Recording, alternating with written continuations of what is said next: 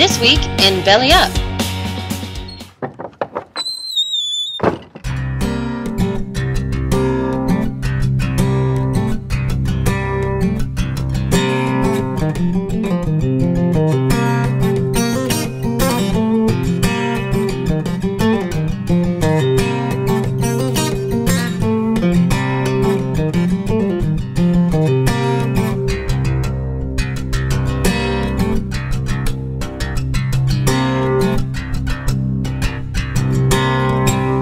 Brought to you by CityView.